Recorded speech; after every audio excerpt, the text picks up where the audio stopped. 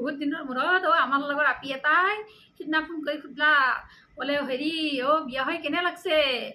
তাৰপিছত মই আৰুনো কি ক'ম আৰু বিয়া হৈ কেনে লাগছে, আমাৰতো এতিয়া বিয়া হৈ আপি চাপি ল'ৰা ছোৱালী হোৱাৰ পাছত কেনে লাগে চবেইতো জানেই নিশ্চয় ন।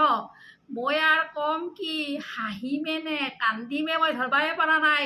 বিয়া হয়নো কেনে লাগে আমাৰ মাইকীগিলানকে সুধছোঁ।